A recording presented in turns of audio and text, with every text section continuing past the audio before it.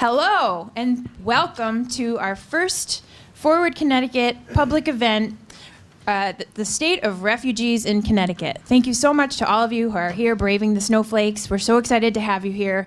We have a lot to talk about.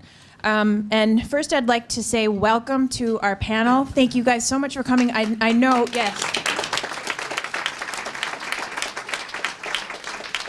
It's a really busy week for you guys.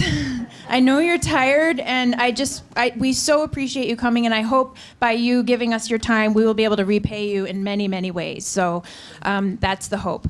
So here's how the process is going to work. First, I'm going to talk a little bit about Forward Connecticut, which is a group that kind of popped up in November, because a lot of people maybe have never heard of it, or you've heard of it, but you don't know you're in it, but you don't really know what we're doing. So I'm going to speak about 10 minutes about what our group is. We feel like we have a really good model, and we're excited to share this with the community. Then I'm going to introduce our panelists, and they're going to talk about the state of refugees in Connecticut. And we planned this informational session a long time ago, before this past weekend.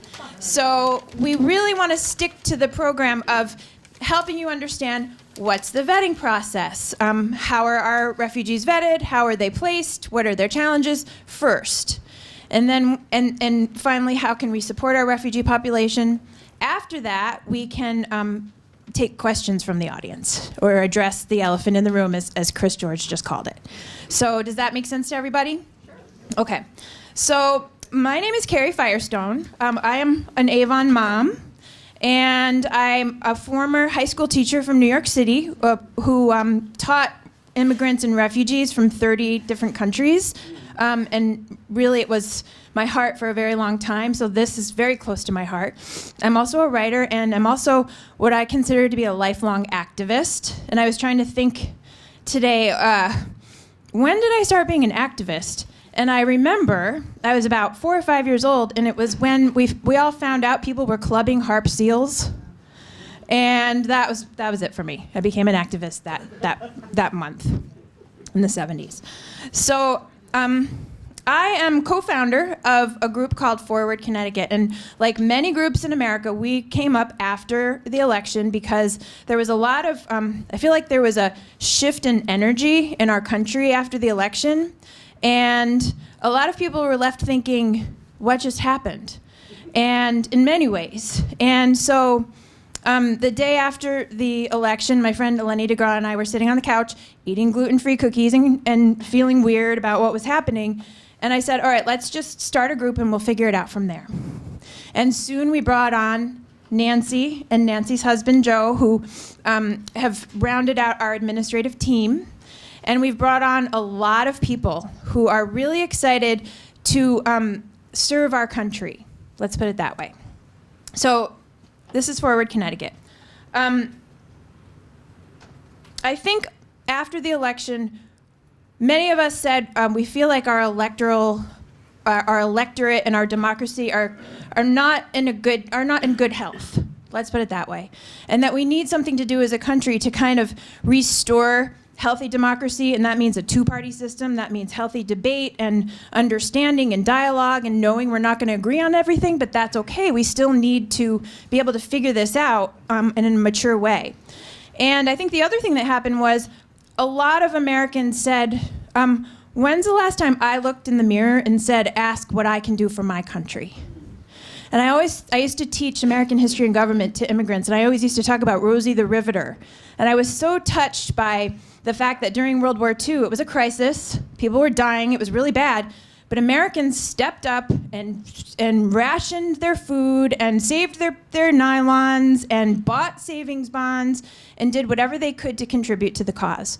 And that energy propelled us to the next plane. So Forward Connecticut is here to kind of help you answer the question, what can I do for my country? And there are lots and lots of things we can do to step up and serve our community, our state, and our country. Two philosophical things first. We are an inclusive group, meaning we have progressive leanings, of course, but we are Republican, we are Democrat, we are independent. We are just people who are interested in restoring democracy and an informed, kind of inspired, engaged citizenry. So we really feel like there's a place for everybody in this group. And we're not going to agree on everything, but that's kind of not American to agree on everything. But we can have our discussions in a way that can be informed and meaningful and propel us to the next level. Secondly, we're prescribing to the idea, think globally, act locally. And there are a lot of articles I've read recently that other people are doing the same, because we feel like we can have the most impact if we engage in civic and community work here in Hartford County and Connecticut, and then obviously while keeping our eye on the national and international spotlight, of course, and understanding all the issues. But we're focused on how we can really engage in this county. So that's our philosophy. Now, our model. We've worked really hard between Eleni and Nancy and Joe and I. We have a lot of decades of experience acting and learning and doing political things. And we've had to talk a lot about how do we make all our members happy and engage as many people as we can in this. And so here's our model, and it's 4 things. Number 1, our group is very interested in connecting people together. So the first pillar is connection. We feel like we can do that on social media, but we can also do that in person. So we're hosting all kinds of things like informational coffees where people meet twice a month in the evening, in the morning, and thank you, Kim, for starting that, and talk about articles that are timely. We have people starting a book club so people can talk about relevant books in a literary kind of way. We have socials so people can get to know each other on a social level. And so we feel like this kind of connection really helps build community. It helps us understand each other, know each other, and trust each other, because there's a lot of trust issues right now in our world. Number 2, and by the way, for example, if somebody wants to say, hey, Forward Connecticut, I want to host a potluck at my house and talk about the refugee situation from this week, and I have 8 seats at my table, who wants to come? We love the idea of spontaneous social engagement, because I think it really builds our community. Second, our goal is to inform our members. We feel like there's a lot of misinformation out there. We all know this. This is the big theme of the year. And so we're working really hard to vet information that comes in, try to find stories that are legitimate, try to make sure that the stories that are distributed to our members are real and true. And we feel like the best way to inform our community is to have experts actually come and address you. These guys know about refugees. We don't have to sift through weird articles to find out, because these guys know about it. So we're going to be inviting people every month. We're picking a different theme a month to address the issue in real time.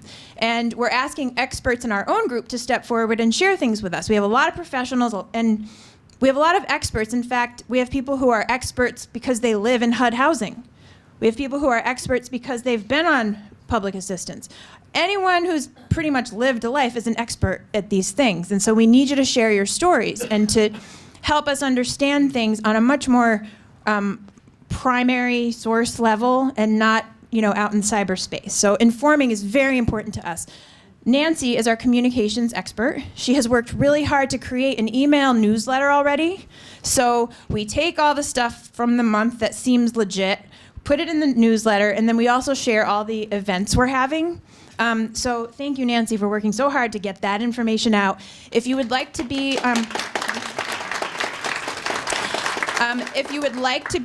on our email list, Nancy has 2 notebooks going around, and you can just pass them around if you're not on our list. And you can. The newsletter comes out twice a month.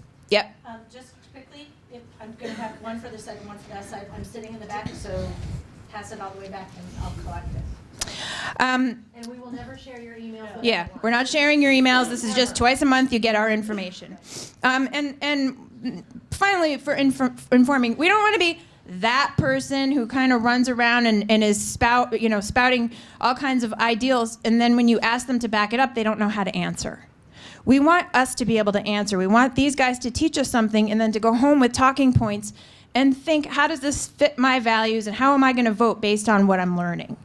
The third thing is service.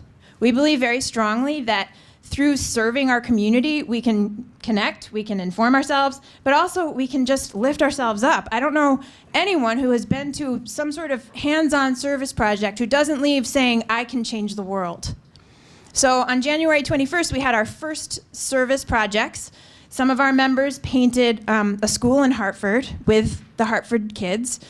Some worked with seniors at Hartford senior homes.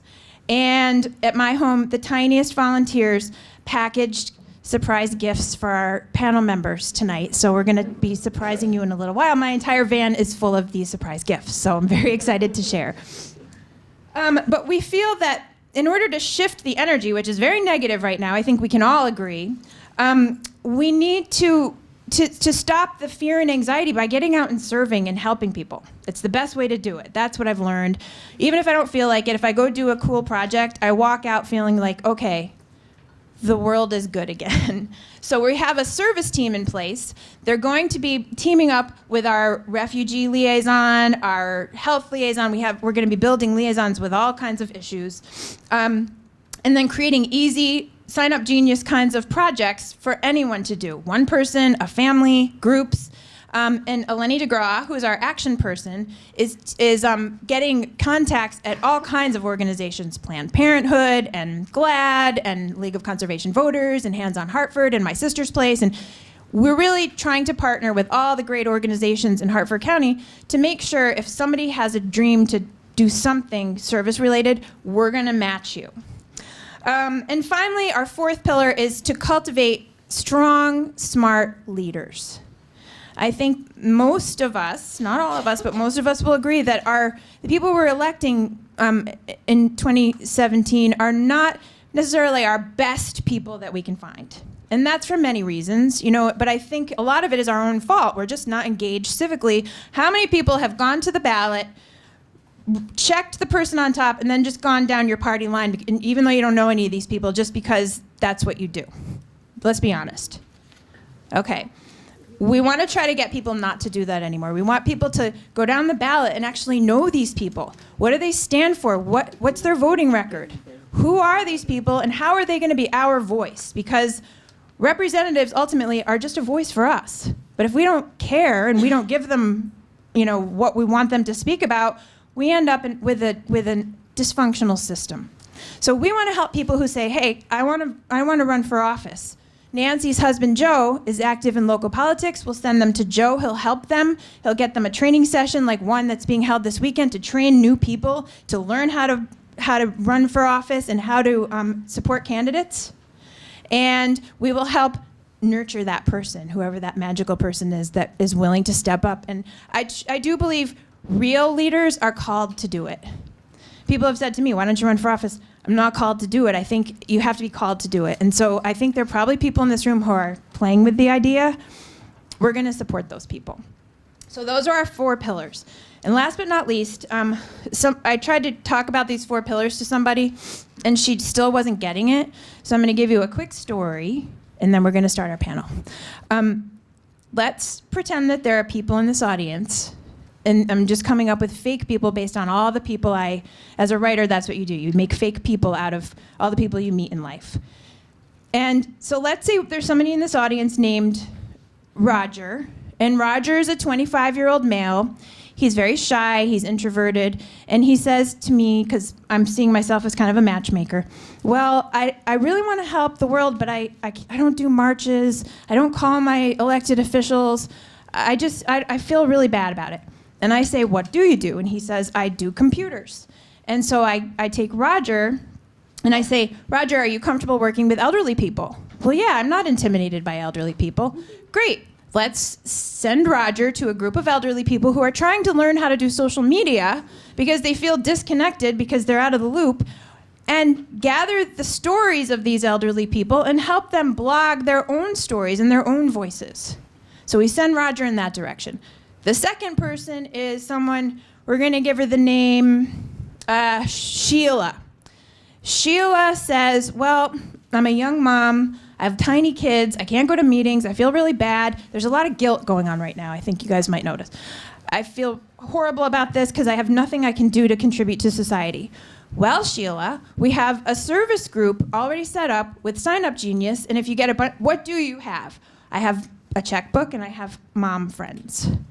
well, why don't you and your mom friends get your kids, put them in the shopping cart, go look for bargains, find a whole bunch of stuff that these organizations need, put them in your cart, start a minivan train, and deliver them to places like the refugee organizations, homeless shelters, and make that a constant thing. So Sheila goes on her way. And the last person is a man. I'm going to name him Tony. Tony's 80 years old, and he says, I really want to do something to help the environment. I'm a former science teacher, but I don't know what to do.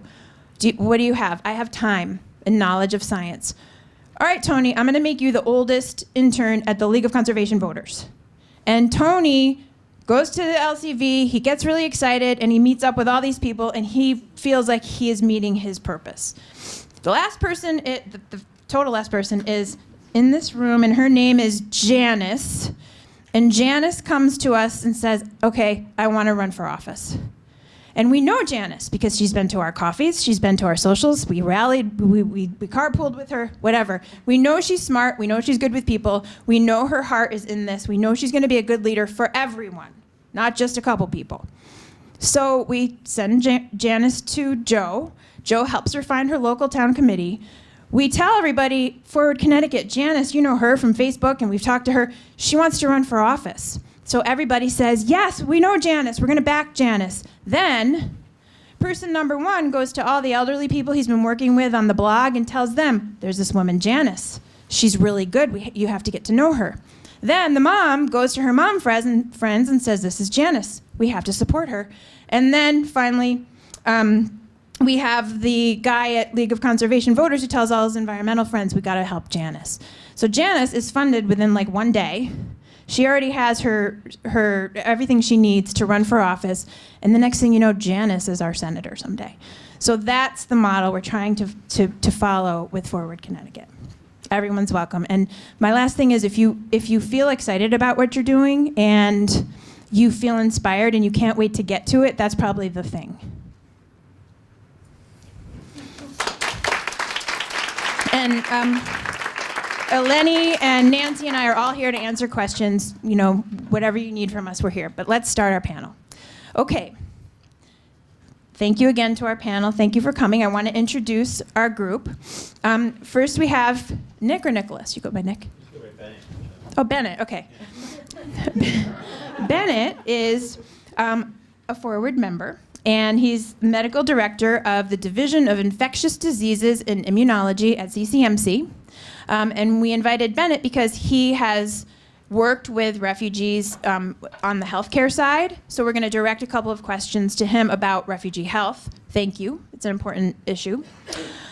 The next person on our panel is, yes, Hiwad Jan.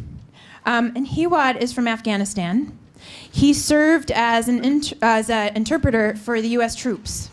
So he is here to talk about his experience and Siri, oh my gosh. So weird. What was that? That was weird. Creepy. Turn that off. Okay. Next we have Chris George, Executive Director, IRIS. I'm sure many of you have heard of IRIS, Integrated Refugee and Immigrant Services. Thank you for being here. He's an old pro, he's a tired man, and we have a lot to ask him. We have a lot of old pros here. Thank you so much for being here. We're really, we can't be more excited about this. And then Jama Ahmed. Yes? Okay. Assistant Director of Migration, Refugee, and Immigration Services at Catholic Charities. So thank you for being here. And where are you from originally? Originally from Somalia. So, from Somalia originally. So thank you so much for being here. And then Kimberly May Bailey is Director of Migration, Refugee, and Immigration Services from Catholic Charities as well. So thank you for being here. We have a really solid panel. Let's get right to it. Number one, if you could just kind of quickly, I'm asking you to kind of tell us about yourselves and your role, but do you want to just jump into the next question, or do you it's up to you. Or you know what? Let's jump. Why don't you tell us, for those people who, I'm going to pass the mic down. For those people who don't know about Iris and Catholic Charities, can you talk a little bit about your organization and what they do for refugees? Sure. What's the Iris again? Integrated Refugee and Immigrant Services, IRIS, like the flower. And you're from where? We're based in New Haven. We're based in New Haven. We're one of the 3 proud refugee resettlement agencies in Connecticut. And the 3 agencies in Connecticut are part of the large national network of about 350 nonprofit refugee resettlement agencies. We've been around since 1982. We were originally established by the Episcopal Diocese of Connecticut. Back then we were called Interfaith Refugee Ministry. I've been with IRIS for almost 12 years, and one of the changes that I made was to change the name from Interfaith Refugee Ministry to IRIS, Integrated Refugee and Immigrant Services, to project a more inclusive image of the organization, to attract more people to work with us. I've said over and over again, I didn't want churches to have all the fun of resettling refugees. We wanted to get everyone in this great state involved, whether you're a member of a synagogue or a mosque or a Rotary Club or you're a card-carrying atheist. It doesn't matter. This is an American tradition. The best thing this country does, welcoming persecuted people from all over the world. It's the Statue of Liberty in action. Albert Einstein is our poster child. This is an amazing program that everyone is welcome to participate in. So that's IRIS. How about Catholic Charities? Good evening. I'm Kimberly May Bailey, and I'm the Director of Migration, Refugee, and Immigration Services for Catholic Charities, Archdiocese of Hartford. And yes, churches have fun. We do have fun. So we've been resettling for a very long time. We started in the Vietnam era in terms of working with refugees and Amerasians coming from different countries. And so one of the things that I've been with Catholic Charities 8 years, but I've been doing social services for 25 years. Still not as old as Chris, but it really touches to the heart of motivated by Christ's social teachings. We are our brothers and sisters keepers, and so we take the work. We don't get involved in the political realms of things. Our national company, USCCB in Washington, the United States Conference of Catholic Bishops, we stay impartial to the political realm. We really focus on people, and that is our goal. Humanitarian efforts, working with the least of our brothers and sisters to give them a new home in terms of peace and solidarity, and we will continue to do that. So I'm pleased to be here. My name is Jama Ahmed, and I work with Catholic Charities. Originally, I'm from Somalia, and I have been working with the refugee and Catholic Charities for 15 years. I started as a tutor, case manager, supervisor, and now I'm the assistant director with the Catholic Charities.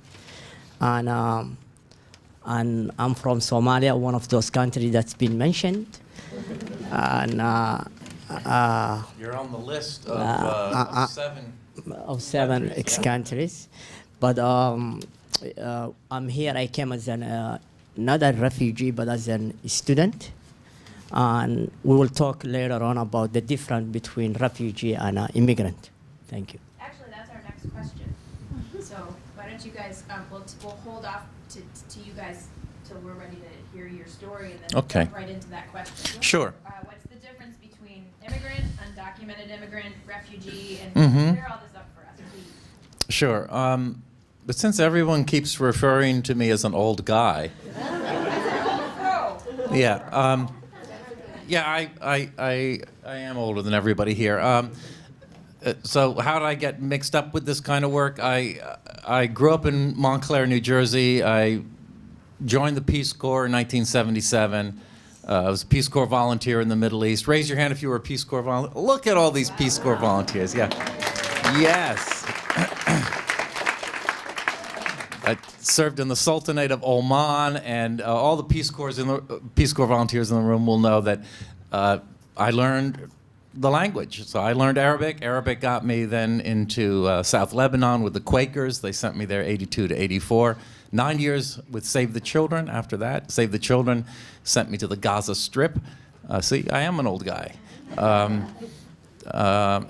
I did a 2-year stint with Human Rights Watch, and then I worked on a U.S. government, USAID democracy program, again, back in the Middle East for 8 years. Came back to Connecticut and have been doing this. May I stand? Yeah, sure. So, difference between refugee and immigrant. Immigrant is that much larger category of anyone who's come to this country from another country. That's an immigrant.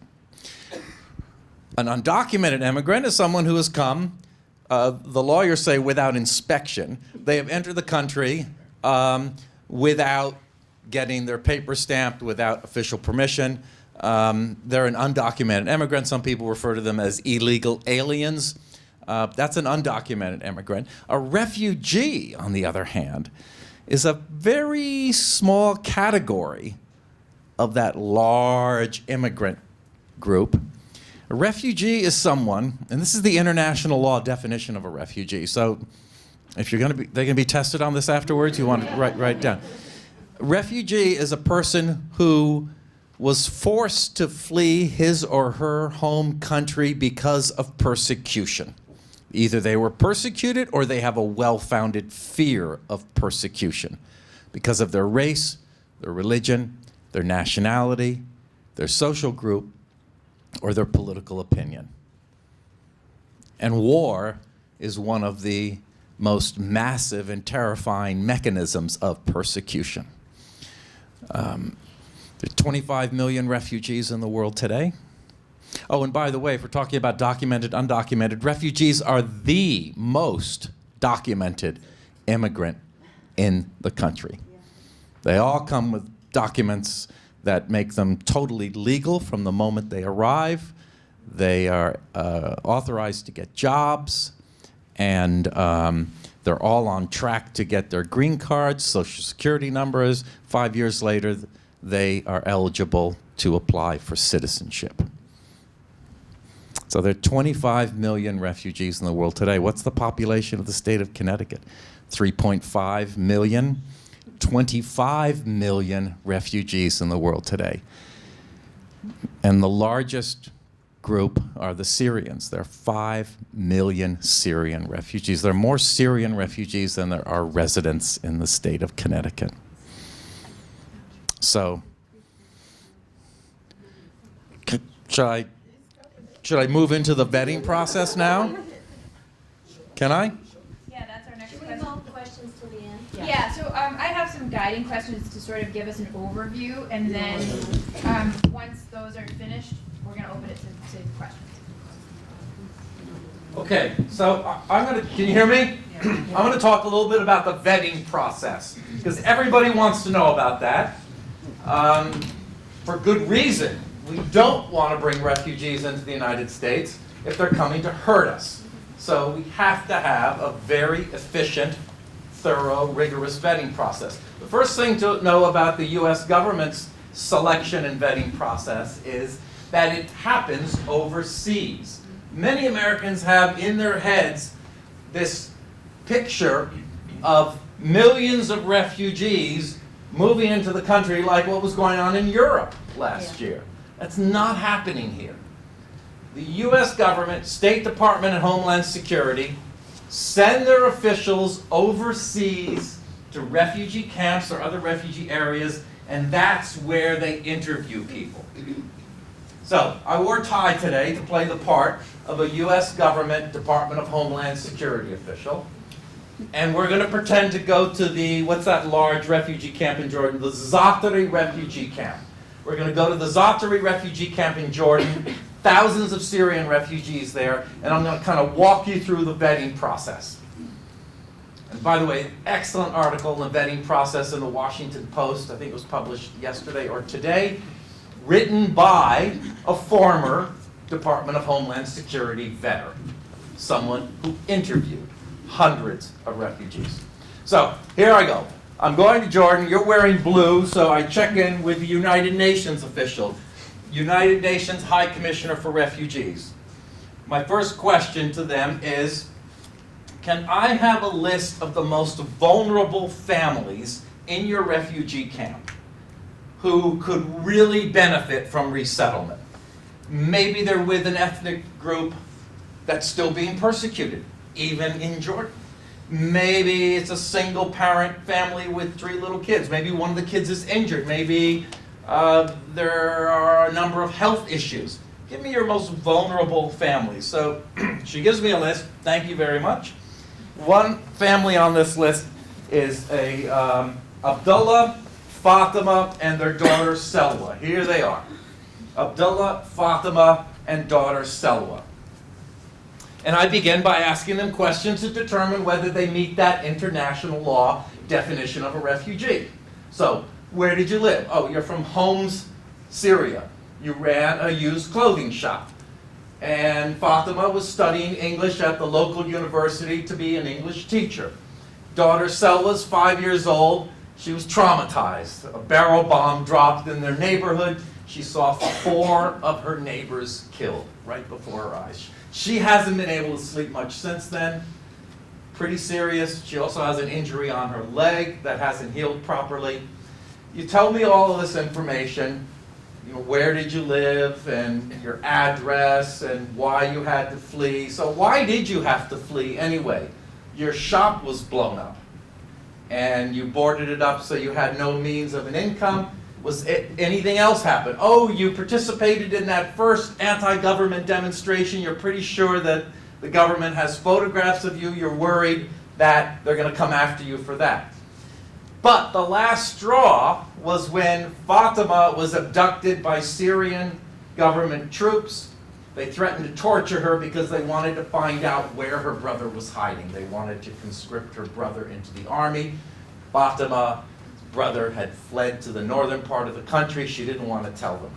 They released her, but they promised they would come back tomorrow and torture you. And they described the torture in detail, which I won't go into. But you have to go into it when you're really talking with the Department of Homeland Security. People break down in tears during these interviews.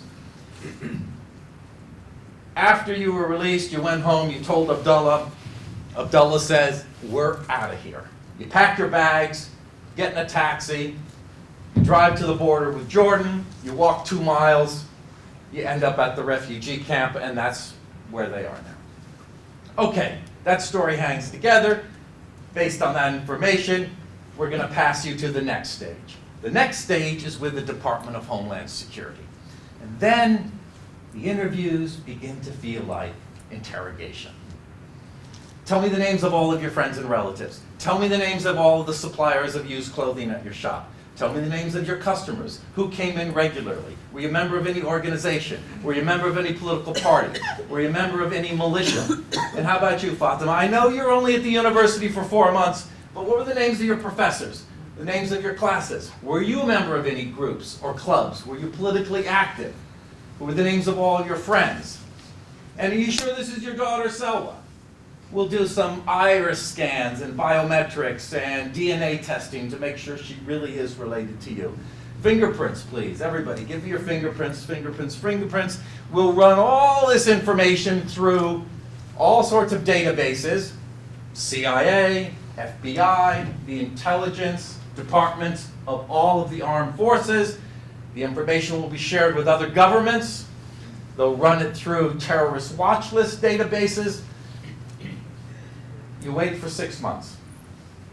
You come back, we ask you the same questions. Tell me again, where did you live? And that incident when they abducted you, what time of day did it happen? What day of the week? How many soldiers came? What were their uniforms looking like? What kind of accents did they have? How many were in the group? Was there a major, or were they all just privates? And this demonstration that you were at, why did you go to that demonstration? Are you sure you aren't a member of another group? And what day did that barrel bomb drop on the street and kill the 4 neighbors? cell saw and it so traumatized her. And then you'll leave again for 6 months. And then you'll come back again for another round of interviews. The same questions over and over again. New questions. Your information will be checked against other people who were interviewed. We might even ask the Jordanian intelligence, the Mukhabarat, if they have any information on you. Maybe they've been tapping your phone. Maybe they have been surveilling you when you leave the camp. All this will be gathered up, and you'll wait again for another 6 months. The whole process takes 18, 24 months, sometimes longer. And at the end of that period, if there's ever any doubt about the accuracy or the honesty of your answers, you're off the list. And thousands of people have been screened out during this vetting process.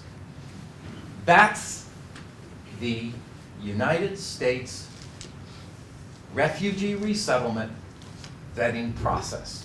That's how it has been for years. It's a little tougher for Syrians and Iraqis, but every refugee goes through it. It is the most rigorous vetting process in the world for refugees, and it is by far the hardest way for anyone to get into this country. A couple of guys sitting in a cafe in Europe or in the Middle East drinking coffee. Hey, what's an easy way to get to the United States? They're not going to choose the refugee resettlement process. No. So why would anybody in this country say that there's no vetting? This is extreme vetting. I mean, my gosh, if this isn't extreme, what is? I'm going to finish up, and then I'm going to pass the baton to Kimberly, and she can talk about what happens when they come here. So let's say you pass through the vetting process. Congratulations. Next, there's a health screening, and we make sure that you don't have anything communicable, that you're not going to be a public health risk, because we're worried about security. We're also worried about public health. Okay, so no, active TB or anything like that. Then you'll be asked to sign a promissory note to cover the airfare. You take out loans to cover the airfare to come to the United States. I know. That was my reaction 11 years ago when I started this job.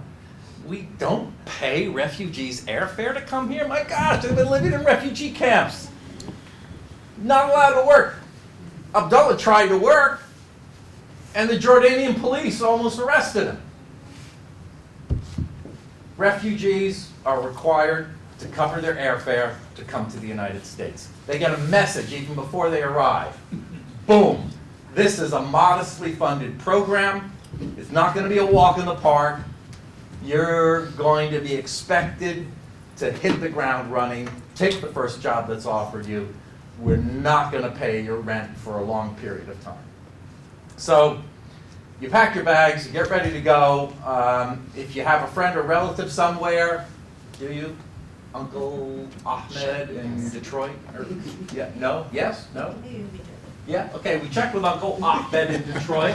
We say, hey, do you want to help this family? Uncle Ahmed says, no, they're bad news. I don't want to help them. So then they're arbitrarily assigned to really any state. Yeah, you're a free case. You're arbitrarily assigned, including a state that you've never heard of, Connecticut. You're going to Connecticut. So you pack your bags, you get ready to go, and then an email comes up on the Refugee Resettlement Agency's. Not an email. Oh, not an email. Calendar. A calendar. Okay, fine. But it comes into the computer, right? It does. At ours it does. We have computers at Iris. You guys don't. Computers, but it comes in our calendar. It comes into your calendar. Okay. I just want to add one thing for what Chris said. It took about 2 to 3 years for Syrian or other refugees. But in some African countries, the process takes up to 20 years, especially the Somalian who come in here, the Sudanese, the Congolese. Those children who come in here, they never even seen their country.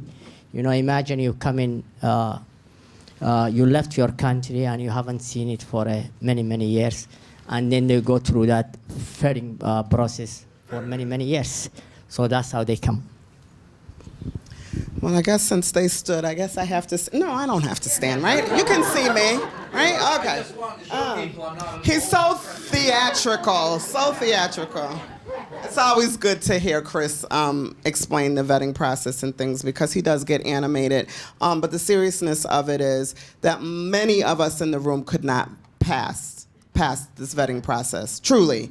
And if you're like me, sometimes you forget what you ate for breakfast a couple weeks ago or the day before yesterday. And so it becomes problematic because not only are they looking for answers, but they're looking for how you're answering. Are you a little nervous? Do you look a little disheveled while you're answering questions? So all of that goes into it. And many of us, if I ask you, so what did you do yesterday?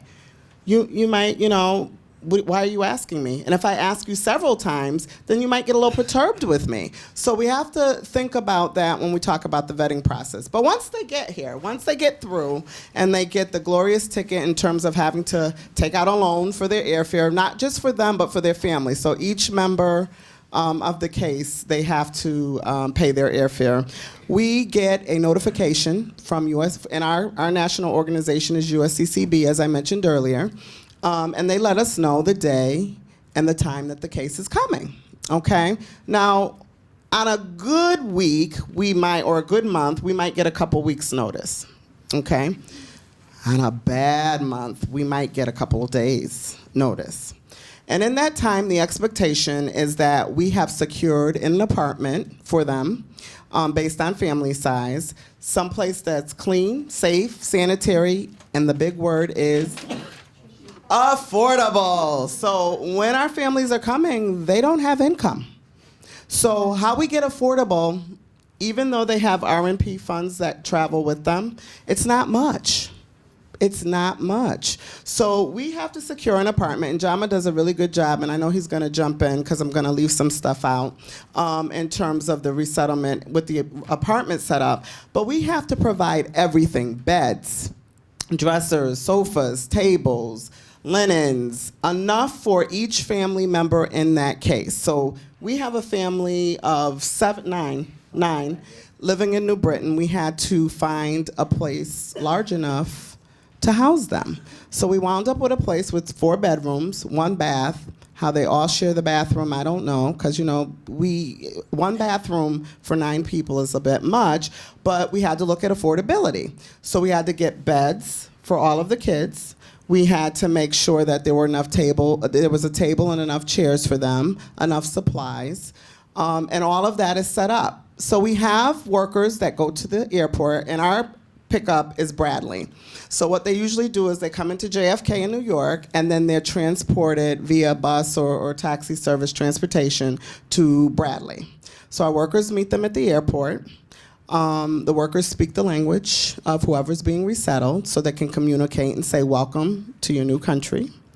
We drive them to their first place is their home, their new home. We give them the keys. They open the door to their first home in this country. And it's amazing. It's amazing to see the looks on their face. Now, mind you, they've traveled hours and hours and days sometimes to get here, to come to their apartment. We have a culturally prepared and appropriate food, dinner for them, because most of the time they come in the evening. We show them the basics of how to turn on lights, use the bathrooms, the stoves, the simplistic things that many of us take for granted. We show them. We call it cultural orientation, okay? We let them know that we'll be back tomorrow, because now you need to get some sleep. We go back within 24 hours, and then it begins from there. And I'm going to pass the mic to Jama for him to continue. We mandated to see every family within 24 hours of their arrivals. Within that 24 hours, we show them, as Kim said, the basic necessities, like flushing toilets if they are from Africa or, And within that, the same time, we go shopping with them. The case manager who's working with them will be speaking their language. We give them a bucket cash for each member of the family, about $125 for a family of 6. We buy them a phone so they can contact with their family overseas. The first question they ask us is, can I call my family overseas? So that's what we do. Once we do the intake, within 5 days of the arrival, we are mandated to apply for them. As Chris said before, they're eligible for all the benefit any U.S. citizen eligible for. So we do apply for them food stamp, medical, cash assistance within 5 days of their arrival. Children, we enroll them in school within 30 days of their arrival. Medical, they have to see a provider within 30 days. Transportation, we show them, our case manager conduct transportation within 10 days of their arrival. So that's the basic thing we conduct with the refugee the first week of their arrival. Thank you. Can you speak to where, to particular our Connecticut refugees, where are they coming from in general? Connecticut refugee, the majority they come in from Somalia, Sudan, Syria, Iraq, Afghanistan. Large number now of SIV cases they will be coming from Afghanistan, and few coming from Nepal and Burma. So yes, so this year the majority of clients that we will be receiving will be from Congo. So that's where they come from. How many do you get each month, since it's in the same? For the month, if I can speak for this month of February, we were anticipating about 30 people, and they all been canceled because of the executive order. So. Talk a little bit. Let me talk a little bit about numbers. So I mentioned there are 25 million refugees in the world today. 25 million. The U.S. government refugee resettlement program has historically been the largest in the world. Over the past 20, 30 years, the U.S. would bring more refugees to our country than all of the other nations with refugee resettlement programs put together. In 2015, we brought 70,000 refugees from all over the world to the United States. The worst refugee crisis the world has ever seen was in the headlines beginning in 2015. We all urged the U.S. government to increase the number from 70,000 to maybe over 200,000 because the crisis was so enormous. And we have this network of 350 nonprofits that could resettle them. The response from the government was disappointing. They bumped it up from 70,000 to 85,000 for 2016. So nationwide, 85,000 refugees were resettled. Historically, Connecticut received about 500 to 600 per year, but last year it was over 900. It was over 900. So you all did your part in a modest way to increase the number in this state in relation to the huge global refugee crisis. We all think it could be more, but that's what it was. Our agency resettled about 500. You guys resettled about 300, and then the third agency that's not represented here, International Institute, based in Bridgeport, they resettled about 100. So that's the 500. Those are the numbers. Mm-hmm. One more number. The outgoing Obama administration said we're going to increase it from 85,000 in 2016 to 110,000 for 2017. The executive orders that were signed last Friday slashed that number from 110,000 down to 50,000. That's the numbers. Okay. So why don't we switch over to Bennett, and There you go. and then I just have a couple of health questions. Do you want to talk about Yeah, I could, what your involvement was with refugee health? So I wasn't a refugee, but I'm an immigrant. You can probably tell from the accent. This is not a Connecticutian accent. Were you Yeah. vetted? I was vetted. Oh my God. I was. It takes a bloody long time actually to get in, even as someone. I was coming in on a green card. I married a Yank. I met in England, and she dragged me home. And it was very interesting because as part of the screening, I had to go through medical screening and testing and submit vaccine records, and I was tested for diseases that, frankly, are more common in the US than in the UK. But at the time, you were not allowed to come in if you had things like HIV. That has since been rescinded. But at the time, you weren't allowed to come in if you had HIV infection. It was a ban. When, as I said, HIV was more common in the US than in the UK. But I had to go through a whole bunch of processes myself. So I come here as someone who's voluntarily shown up in the US. And I arrived in Syracuse because that's where my wife was from. Everyone asked me, why did you go to Syracuse? I said it was because the weather was better there than it was in England. But it's really because of my wife. Well, Syracuse, Syracuse we called it. Well, Syracuse was also a big resettlement place. And the pediatric residency program there, where I did my medical pediatric training, had a refugee clinic. And I learned a lot about refugees. And it was absolutely fascinating to see what they went through, both in terms of what after they'd arrived. We were with Catholic Charities primarily. It was the ones that we worked with.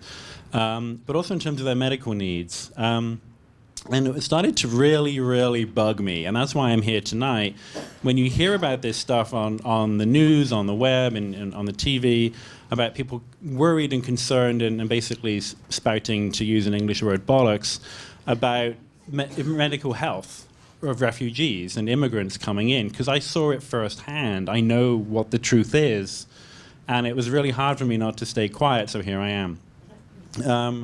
The other thing about that, the refugees we had, was a lot of them were from places like Somalia, from Nepal, war-torn places. But the other thing that struck me was the people I worked with. About half of the residents at the program in pediatrics were foreign medical graduates, like myself. I'm a foreign medical graduate because I trained in the UK, and I had to pass exams in the US as well as in the UK, because apparently British medical schools aren't good enough. You have to resit everything over here.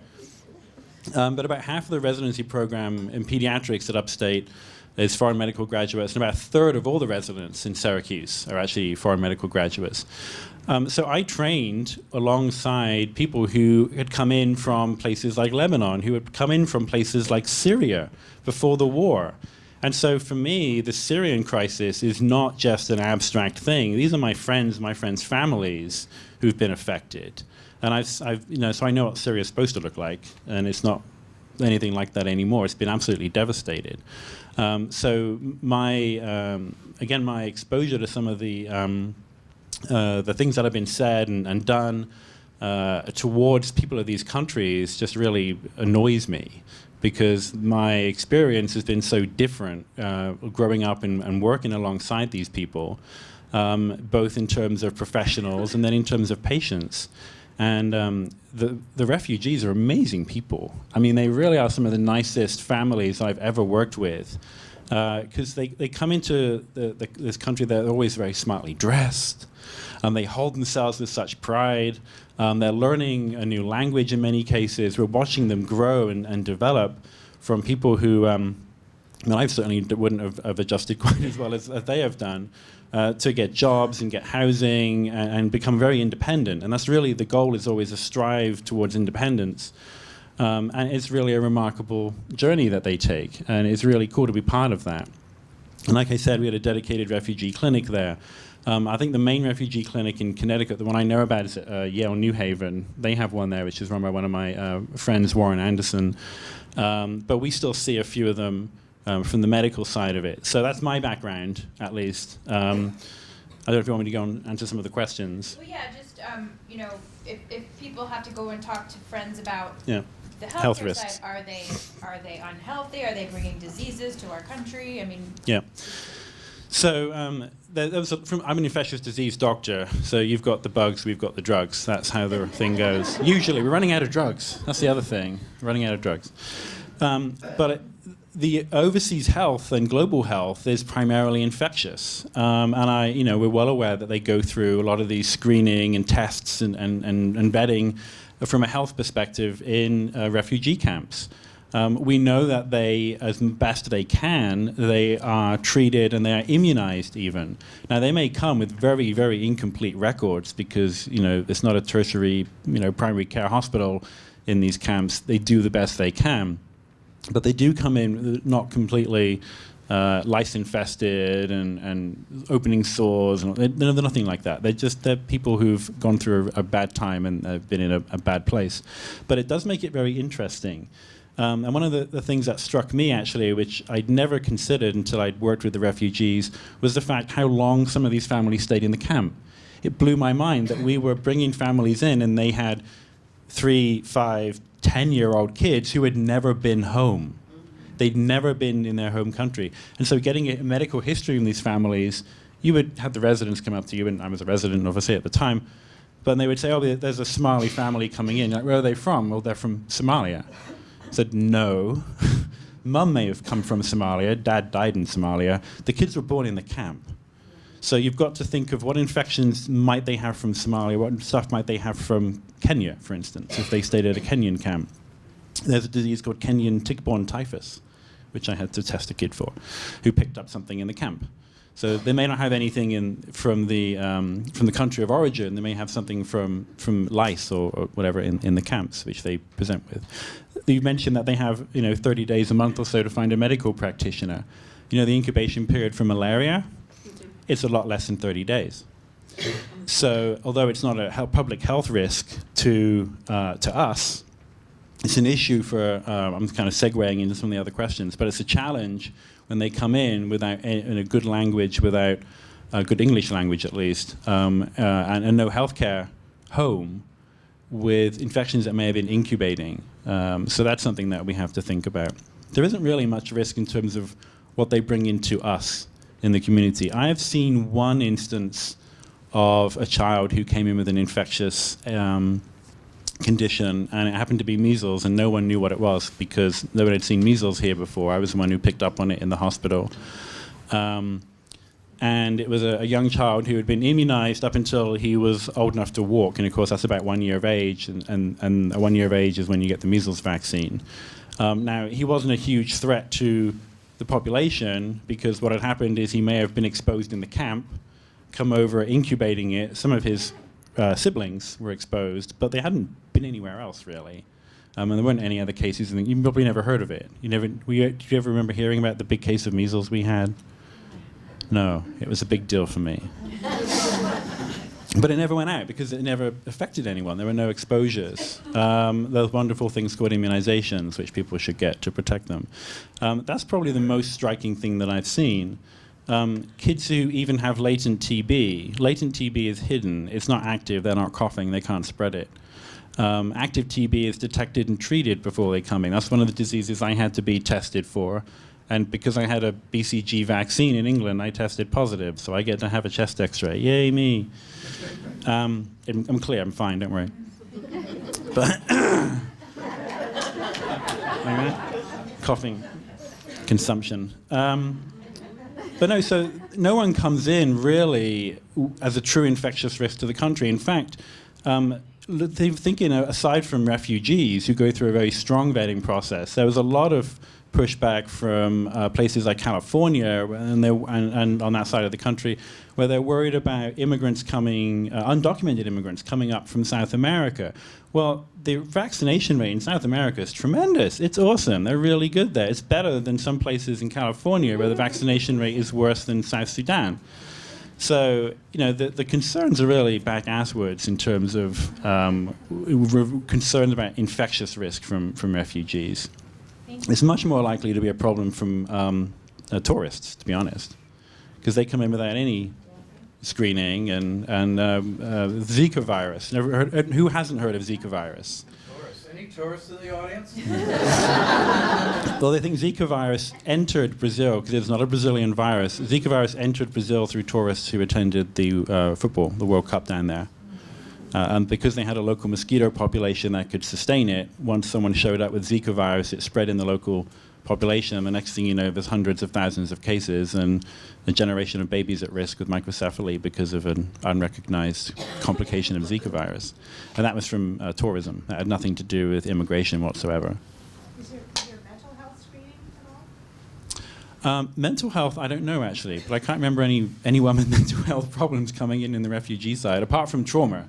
I mean, PTSD, especially amongst the kids, can be a real problem. And I honestly don't know how some of these families hold themselves together, because we ask, family histories. Well, where's Dad? Oh, he died.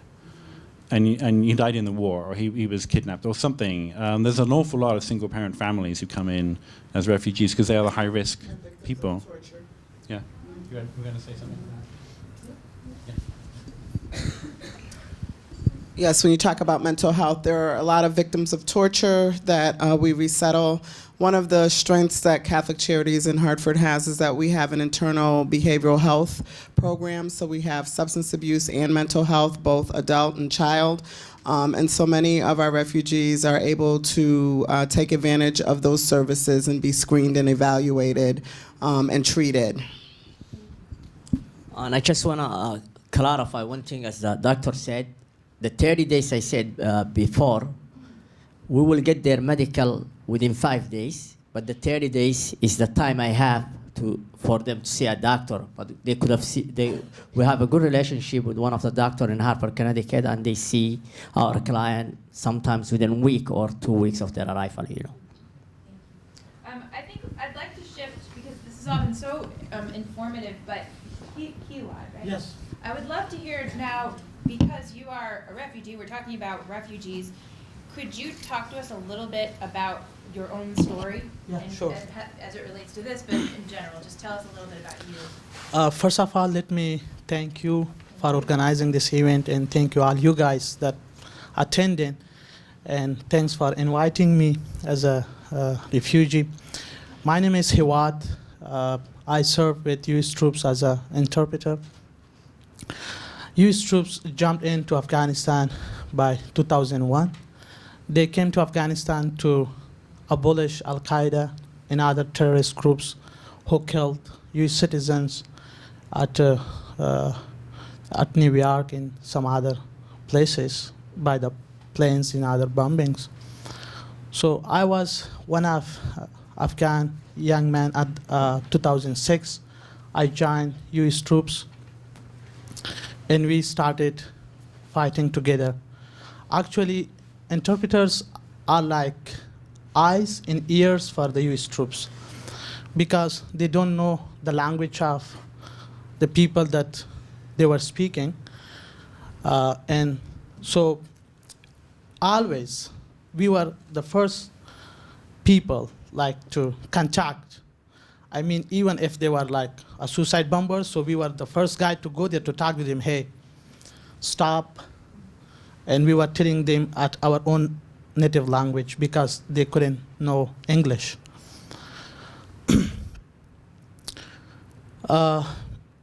When interpreter joining U.S. troops, they going through very extremely waiting process. I mean, like they interviewing you. I've been through polygraph tests as well. And they asking you different type of questions. In my interview, been through 3 hours. Even they asked me, do you know Osama bin Laden? Do you know Haqqani Network? Do you know Mullah Umar? And they asked me different type of questions, and they asked my ideas. And then they put me at the polygraph test, and they asked me, I was there for 30 minutes. So I passed. Then they told me, okay, now you are good. You can join the troops as an interpreter. I started working from 2006 until 2013, April 13. But at 2012, I started receiving threats from the insurgents, from the Taliban, from the bad guys.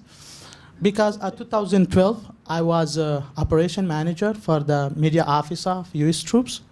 We were putting good words out, and we were telling people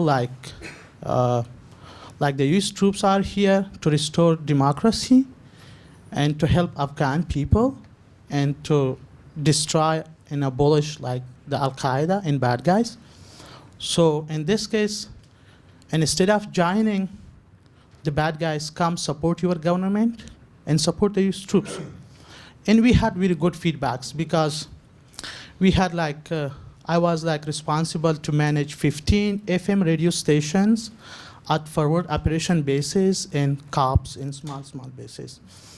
And I hired like more than 100 like journalists, and they were putting really good words out there.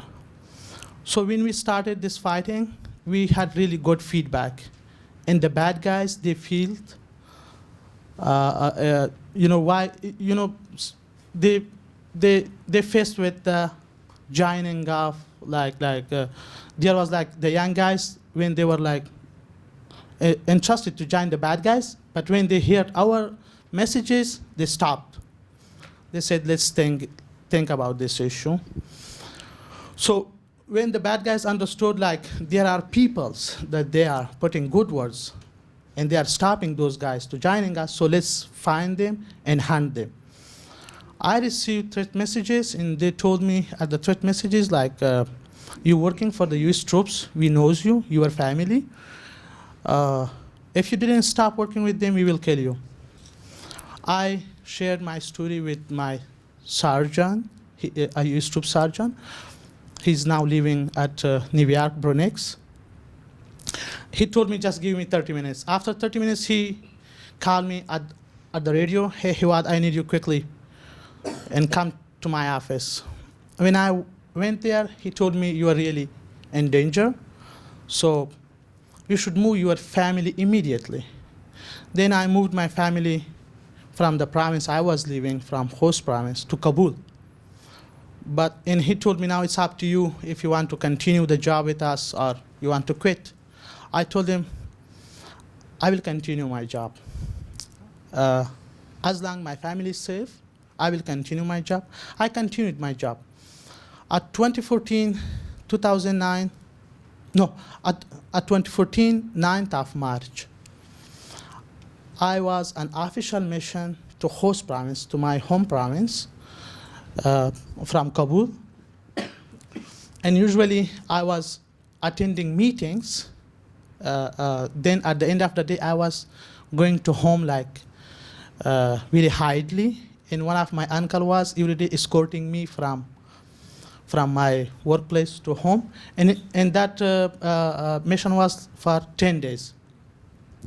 My parents were living in host province. I moved to Kabul because of my job. So I came back to host province for the 10 days mission. At my last day of my mission, I visited, my uncle was kind of busy, so I told him, okay, I will go home by my own self. So you can come. He said, okay. I come home by my own self, but my uncle was killed when he was coming to home, because the bad guys, they didn't know him well, but they just know like this guy is escorting him, and there were 3 guys. They were at white Toyota Corolla. They attacked on him, and they killed him. And he was killed because of me. Then I shared the story with my office manager, and it happened at March 9th. And I was applied for the SIV program, Special Immigration, at 2012.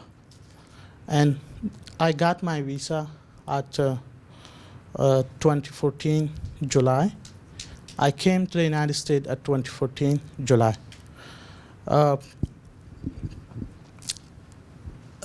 Let me tell you something very short. When I got here, I really found myself in a home place. Despite I left my parents in danger, I thought when I get to America, no one will help us, but I totally find opposite. I find IRS, Christchurch, they welcome very warmly all the refugees. And I highly and deeply appreciate from bottom of my heart all those people that they're helping IRS and IRS too, because they help like 24 hours any refugee if they need anything. Now here is like nowadays we hear two things in the media, like vetting process, banning Muslims. I'm Muslim. I support vetting process. That's good things, because without vetting process, we don't know who is good and who is bad. At each community, we have bad people and good people too. So vetting process is the process that it can divide good people from the bad. But banning Muslim is a word, like it's a kind of a discriminatory word to use it against a specific religion people. Like, we are human. You can see me. I'm a simple guy. I don't have any difference. The only difference we have, it's our religion and maybe culture. But I'm a human. You guys human. So we are not bad people. Yeah, in general, all the Muslims, those people that they are using the name of Islam, Islam doesn't say that things. No, never.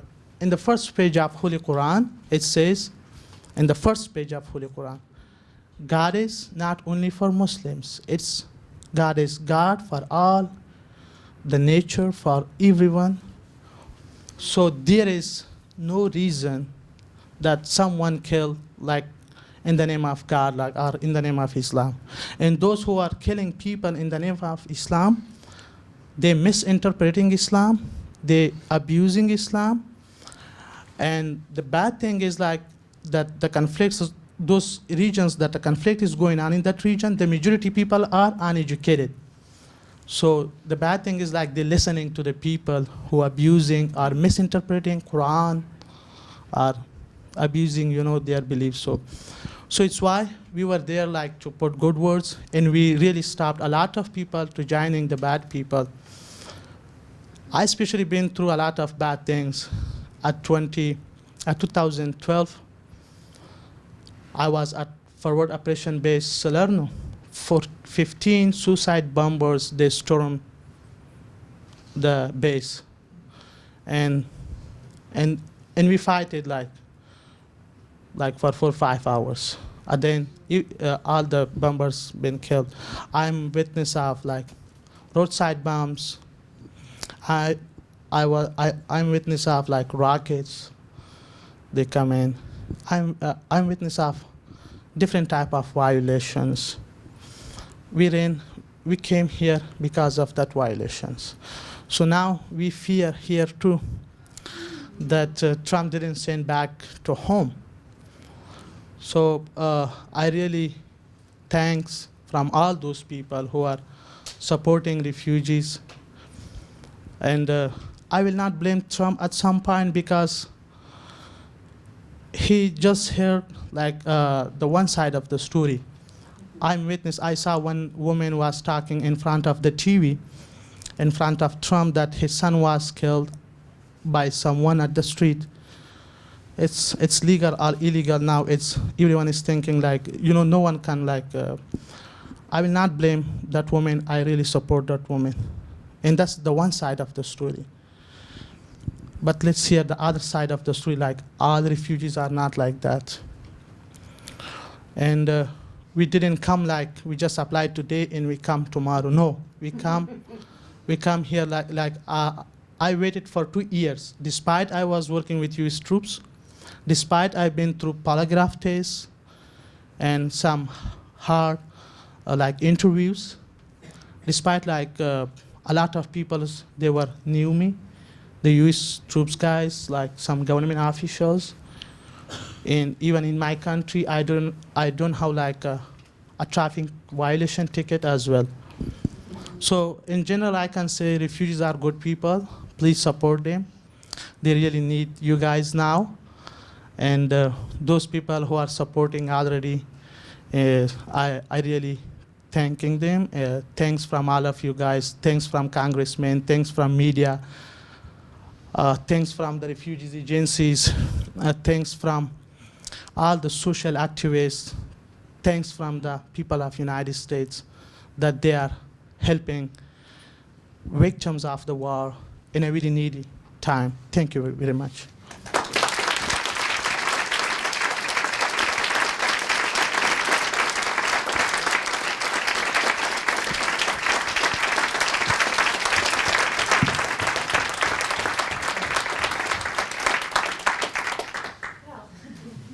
I'd just like to thank you so much for your service to our country and to It's my honor. humanity. And It's my honor to serve with these troops side by side. thank you.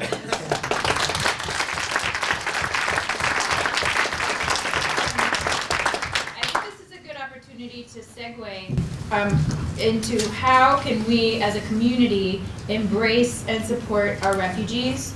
I think a lot of us are interested in becoming active now.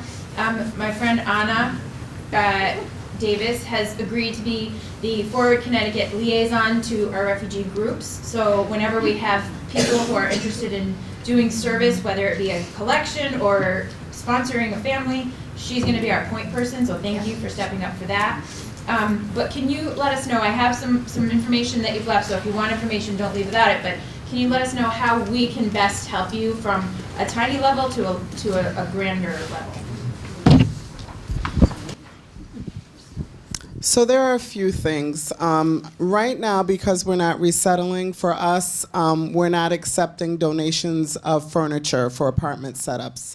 No refugees, we don't need to set up apartments, and our storage bins are full.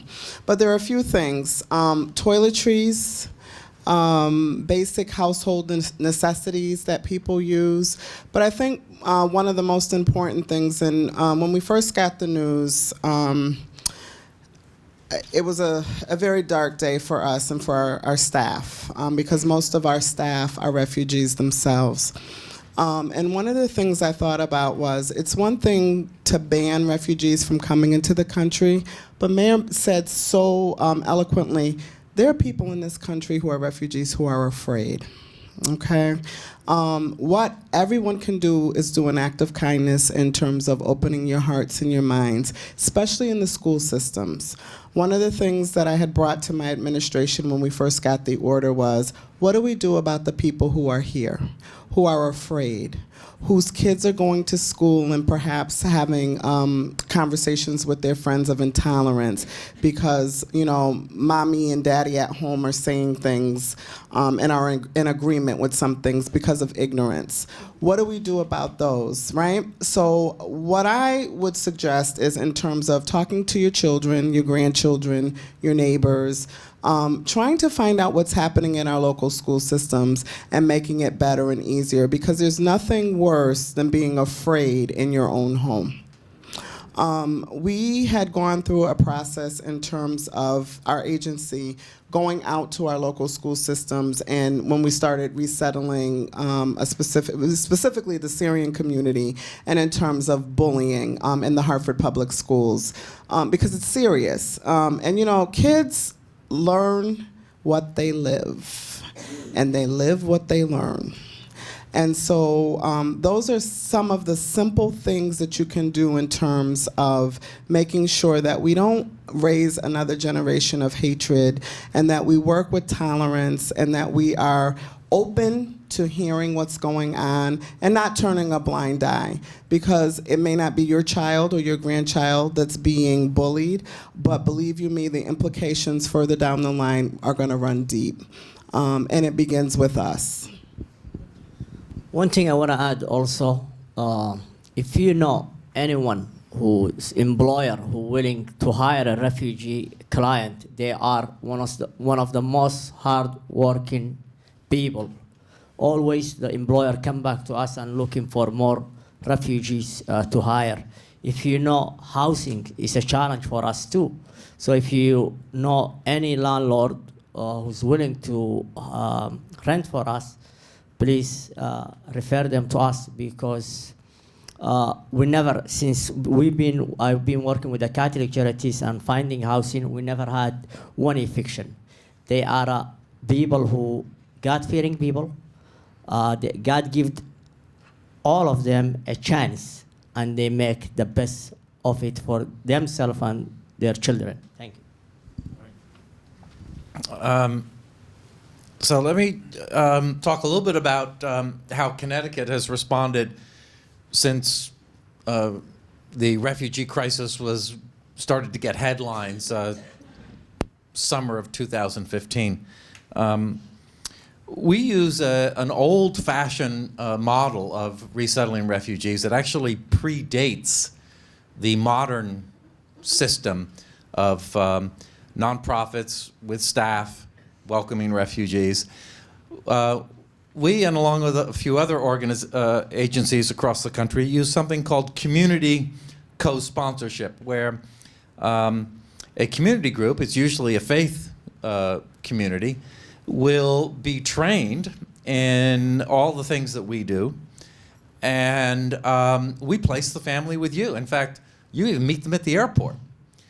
You find the apartment, you furnish it with your donated furniture, you stock the kitchen with food, you find someone who can cook a culturally appropriate hot meal to serve them within 2 hours of their arrival.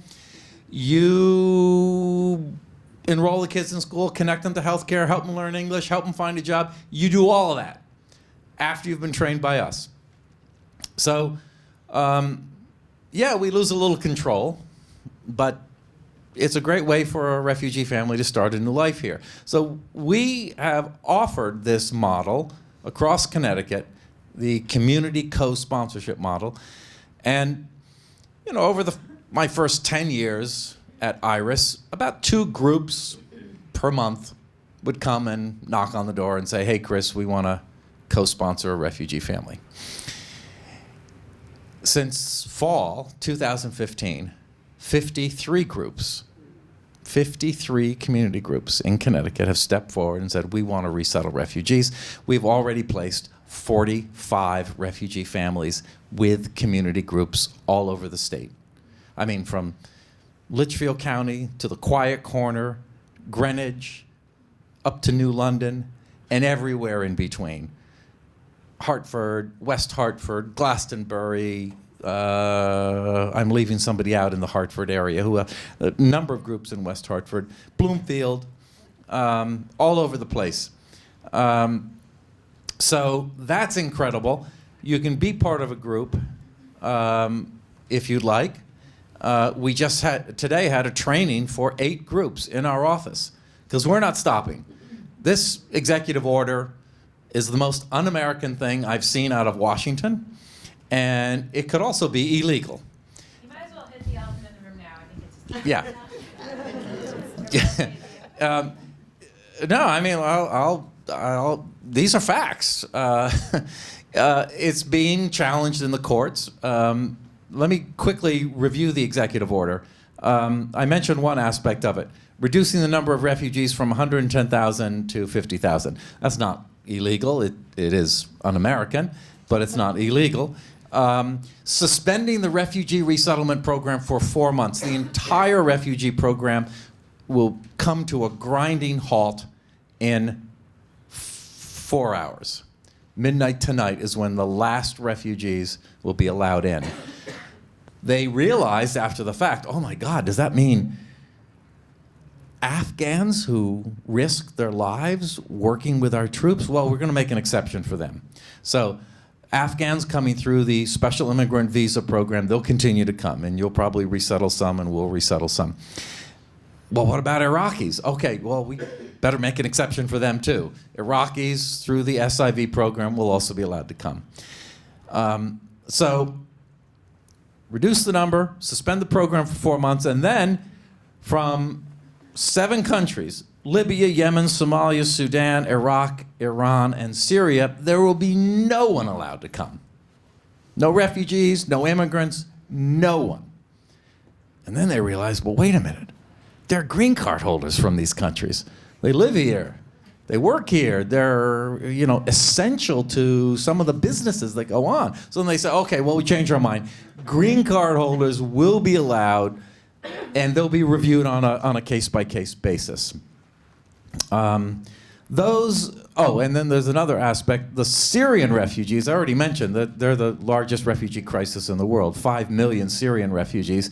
They said they will probably be blocked from coming to the United States for more than 4 months. There will be an indefinite suspension of the Syria refugee program.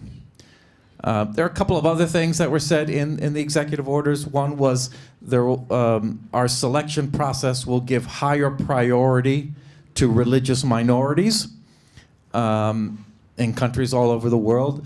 There were a lot of people saying, why are all these Muslims coming into the United States to the refugee program? There are no Christians. Well, if you look at the facts, last year, the 85,000 refugees who came to the United States, roughly 50% were Christian. But I know it's not fashionable to look at facts. So there was another aspect of it which might sound reasonable on the surface, but could be scary. And that is states and municipalities will have much more authority in the future when the refugee program does restart. States and municipalities will have authority. They'll decide whether they want to participate in the refugee program. I mean, that sounds reasonable, but what if there's a governor or a mayor who says, I don't want any refugees coming to my state? You know, they're legal residents. They're here legally. You're going to interview them? Mike went dead. You're going to interview them at the border? Can you hear him? Yeah. You're going to interview them? Is it back again? You're going to interview them at the border and then turn. We don't do that in this country. I mean, you don't deny people access or services on the basis of their country of origin. We don't discriminate on the basis of sex or religion or race or nationality. So those are the executive orders. They're pretty fluid. They're changing every hour. Well, the ACLU and a large Muslim American group have challenged them on legal grounds. But the greatest challenge, the most meaningful challenge, is how they relate to our American ideals and the message that we want to project around the world of this country. I've worked all over the world. I spent 16 years overseas. Refugee resettlement is our finest foreign policy. It's up there with Peace Corps. Peace Corps and refugee resettlement. That's what we're proud of. That's what, to use the vocabulary of our new president, refugees make us great. So that's the situation, and it is changing. We're hoping that the 4-month suspension could be reduced. We're hoping that there will be a zillion little exemptions and waivers for cases that are waiting to come in. They'll be allowed to come in during the suspension period. A lot of people have looked at those 7 countries. The Cato Institute did an analysis of the number of Americans killed by people from those 7 countries in terrorist attacks. 0, 0, 0, 0, 0, 0, 0. So there are questions being asked about this. I'm trying to be objective. Maybe my tone is a little biased, but I'm trying to be objective here. Yes. Well, there's all this talk about, we have to have extreme vetting. That's and right. It's like, when I heard you describe it, and I've known, it's 2 years of sitting around waiting. What could be more extreme? What could they possibly do? That's a good question. If your question is, what can people do? There are a lot of things that we can do in this great country of ours to use the democratic process and the freedoms that we have. Yes, you can help refugees. Yes, you can donate. But this national treasure of welcoming persecuted people from all over the world and helping them start new lives in this country is under assault. It is being threatened. So, what do? What do Americans do? They contact their elected officials. You send messages to the White House. Tweet Email, letters, phone calls. If you've got friends and family in states with elected representatives who are not like ours, who are maybe with the executive orders or are being silent, you convince them, you educate them. I'm sure it's the same for you. Education. I have never met someone who knows the refugee resettlement program and has worked with refugees who does not support it. And I had $1 every time somebody said, refugee resettlement? I had no idea this was going on. This is really great. My God, this is like the Statue of Liberty. How do I sign up? I wouldn't have to do any fundraising. People don't know about it. That's the problem. A lot of people just don't know about it. They need to be informed, and then they will. So, Donald Trump has never walked through a refugee camp. He's never had a cup of coffee, cardamom-flavored Arabic coffee, or that delicious sweet tea with refugees. He's never, eaten rice and chicken with his right hand, on the floor with a circle of refugees, and chatted about, persecution they've experienced, the dreams they have in this country for a new life. He's never heard that. We've invited him to our office. I'm sure you've invited him too. We dare him to come and meet refugees. So you can add that to your messages too. That's my question. Yeah. Is a group like you, can't you get into that office at the White House and sit here like you're doing to us? I mean, and yeah. Bannon and Steve Bannon. Can you make an introduction? Can I ask a question? It just seems so simple to me. Okay, so right. we're a little bit over, but we're going to have a few questions because this is really important. Is that okay with you? Yes. I just want to say one thing before the question. I kind of came to it late in my thinking tonight, but I've been tweeting some of the sound bites, the sound Oh my facts. God, really? Okay? So go to if you are on Twitter, you go to the hashtag Forward Connecticut. Retweet and retweet and retweet. I don't really care that it's Forward Connecticut, I just needed an identifier. The bottom line is, these wonderful things that they've said tonight, and I probably looked totally rude on my phone the whole time, I apologize, I was really listening. It's good to know that's what you were doing. So please retweet this. If you're not on Twitter, sign up. It's time. We're having a social media. We're having a social media training. Right. The way this is going to work, when you talk about how do you get into the White House, groundswell, grassroots, groundswell. Okay, so we need to keep doing this because we've got to get this information out to people because I'm so sick of sorting through fake news. You can't even imagine. This is a real question. We have 1, 2, 3, 4 for now, and then we'll see how it goes. I just had a question about the difference between a refugee and an immigrant, because I understand the whole refugee vetting. What is an immigrant then? What is the difference? Is there a quota? In terms of vetting? Well, I want to know if an immigrant comes from any place, not as a refugee, but just wants to come in. Is there a difference? Yes, it would see if there is. But is there an immigrant quota from every country? I'm not familiar with this. They come in through different visas, right? Yeah, there are all kinds of visas: student visas, visitors visas, fiance visas, but they don't have the rights and the entitlements that a refugee has. So a refugee will come and be resettled, be able to get their Social Security card, be able to get SNAP benefits, DSS benefits. So that's the difference. So then the idea that you say, for instance, just take Somalia. No immigration, no refugees, period, right? Is that the implication? Unless they're a green card holder. A green card holder, right. And then they will be interviewed and allowed in on a case-by-case basis.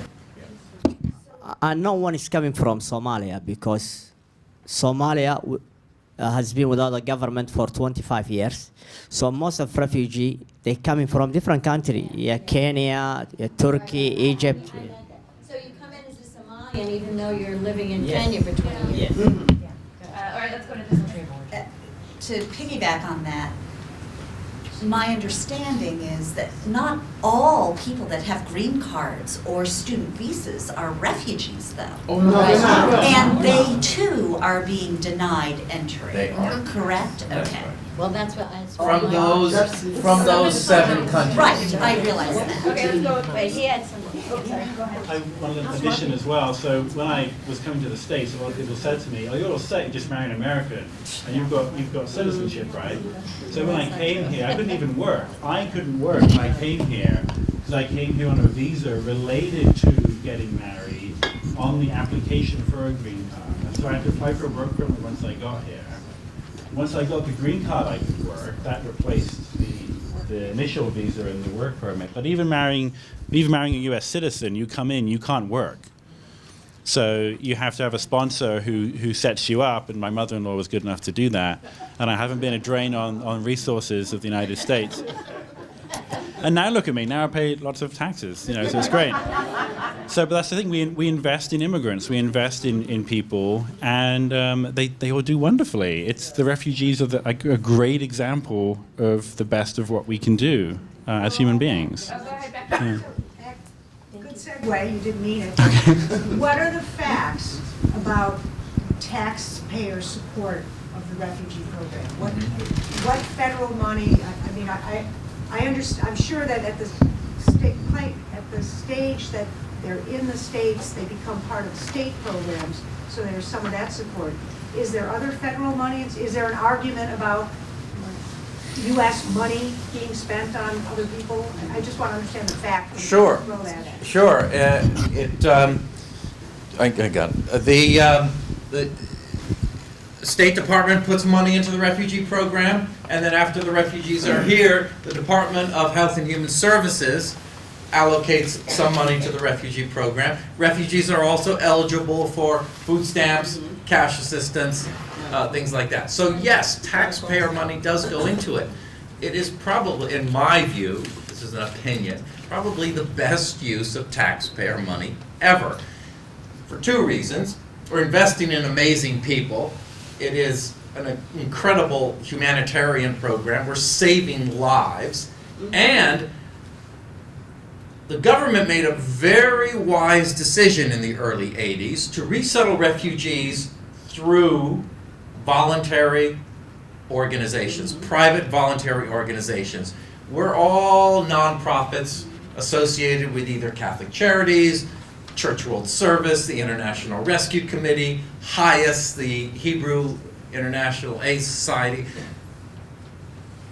Federal money comes to us, and for every dollar we leverage through volunteer help, furniture donations, private financial contributions, we leverage about $4 for every $1 federal dollar that comes. It is the most efficient public-private partnership in the country. And it's working. It doesn't last forever, I assume. That people No. go on the But that's rolls. just for refugees. For So within refugees. 5 years, would you say we do it around immigrants also? No, immigrants are No. not No. eligible. No. Immigrants are not eligible for that kind of Yeah. assistance. But that's what is out there, that we're Oh, paying yeah. for all. No. Because they mess up refugees and immigrants. That's Yeah, they mix some, yeah. What's your name? Jerry. Jerry said something very interesting. People mix up refugees and immigrants, and you know what? That is one reason we're all guilty. Maybe not you and me. Maybe not me. But refugee resettlement agencies around the country have, for many, many years, pretty much operated under the radar. Yes, we We have. kept a low profile, partly because of this. We didn't want the public to confuse refugee with undocumented immigrant and be embroiled in this debate about immigration. So we just kept a low profile. We used some federal money. We resettled refugees. But you know what? Now when it becomes controversial, no one knows what refugees are. No one understands the refugee resettlement program. No one knows what the vetting process is, and no one supports us. So we are playing catch up. We're playing catch up now to get out and do more things like this. And when I met with a group of refugees last night, they all agreed. They said, "Chris, we're ready. We'll join you." This guy interviewed with Channel 8 Hawad interviewed with Channel 8 today. He's speaking here in Farmington, and he's got an interview tomorrow with the New Haven Register.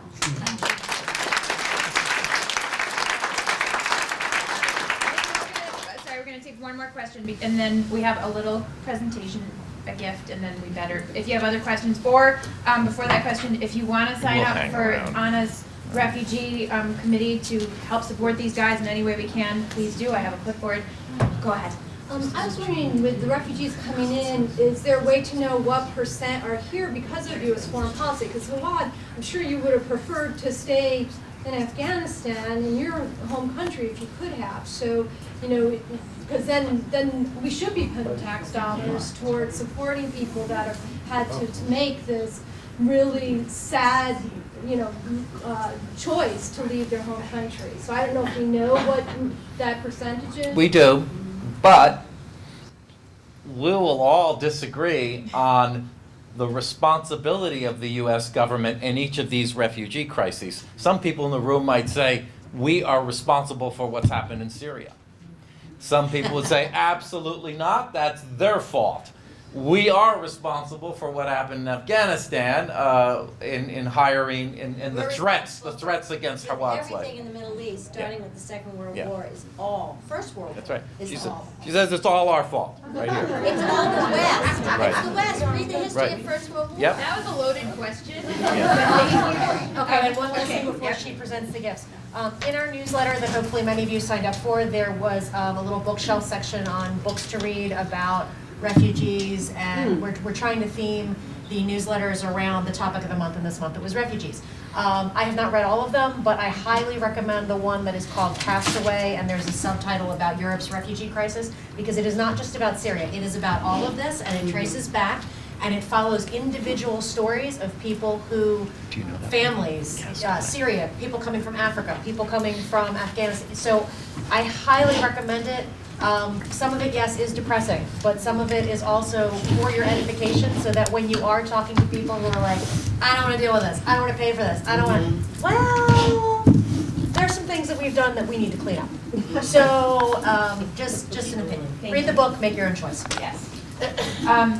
So, on the day after the inauguration, so many of the people in this room and so many people in Forward, Connecticut filled my dining room with stuff. I mean, my dining room was just packed with toiletries and house cleaning supplies and things to support you guys.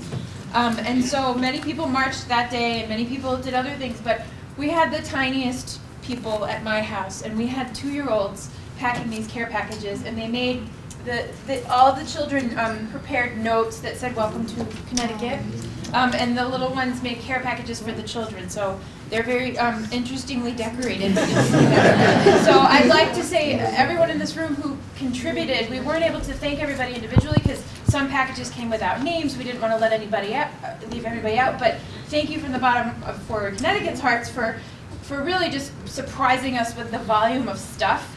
And I'd like to thank you guys because you're on the front lines of this. We support you. I can speak for Forward Connecticut. We support you. Please keep us in mind if you need something, if you need advocacy, if you need stuff. We are here for you. And so we have a lot of these buckets in my minivan. So we'd like we'd like Iris and Catholic Charities to divide them because I have a minivan full of stuff. And she wants to get rid of it. You have And the buckets are so useful. And the buckets, yeah, we have them in buckets. So we have many buckets and boxes and.